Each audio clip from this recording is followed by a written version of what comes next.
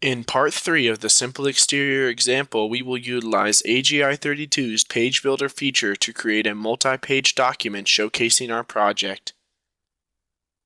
When the Page Builder tab is selected, you have the option of using an existing report format or creating a new one from scratch. For our example, we will use one of AGI32's factory reports. It can be modified to suit our needs and saved as another name if desired. Select the Open Existing Report tab and click on the Letter Landscape report. This report contains 4 pages by default. We can add or delete pages and change content as desired. An icon is shown at the bottom of the screen for each page, as well as a master page. Click on the master page icon. The master page is a template that is applied to each page in the report. Anything placed on the master page will also occur on the other pages. We can edit any of the items on the master page to meet our needs. For example, let's edit the text using the Text tool from the Drawing and Schedules toolkit.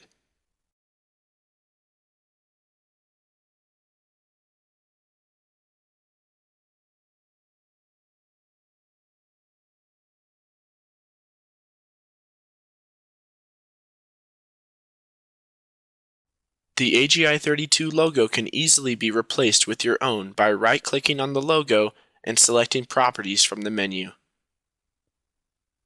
Use the Select New Image button followed by the Browse button within the dialog to bring in a new graphic of your choice.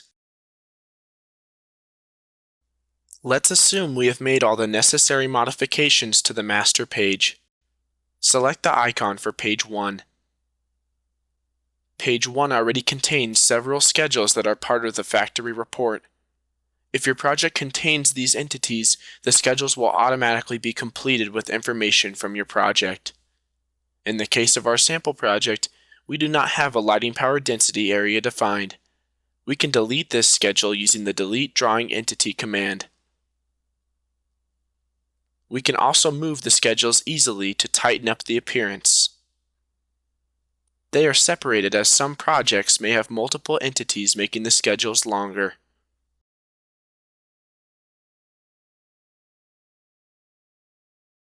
Let's advance to page 2. Just click the icon.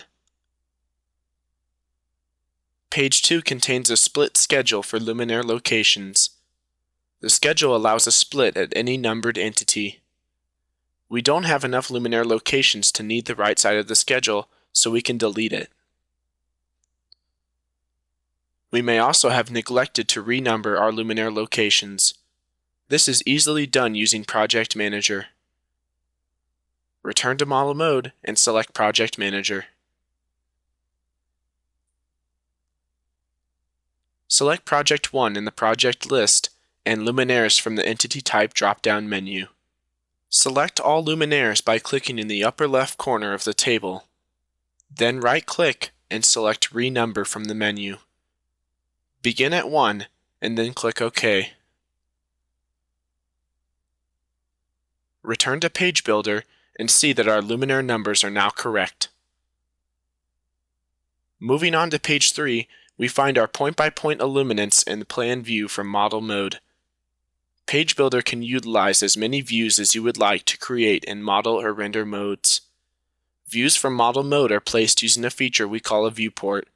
Let's remove this one and replace it to see how they work. Right-click anywhere on the point-by-point image and select Delete from the menu. Now select the Viewport command from the Page Builder toolkit. Adding a viewport is just like placing a 2-point calculation grid. Click one corner, then the diagonally opposite corner. You can resize it later. In the dialog, select a border option and a scale for the view. In this case, we will simply scale to fit. Remember, you can take any view you have obtained in Model Mode and show it here. Page 4 is set up to contain a rendered view using a different feature called an image port. They are created by clicking on the image port button in the toolkit. In this example, right-click on the existing image port. From the dialog that follows, select the Properties command. If you recognize this dialog, you are correct, It is the same one we showed when speaking of the logo on the master page. Click the Select New Image button. Select the Render tab and pick one of the two rendered views. There are several options in the following dialog. Let's make a few quick changes. Assign a label by checking the description box and typing in the text Plan View. Remove the checkmark from the Lock Size box and change the image width to 6 inches. You now see the rendering on page 4. You may need to shift the position of the image slightly to make it fit properly with the optional label. It can be resized from the corner if desired. We can easily copy this page and expand our report to 5 pages to make room for other views. Use the Copy Page command to insert a page 5. When page 5 is open, right-click on the current image port and select Properties. Using the Select New Image button, we could select a new image from the Render tab, or use the Browse button to go out and find the pseudo-color image we exported previously. We can enter a different descriptive line for this image in the dialog.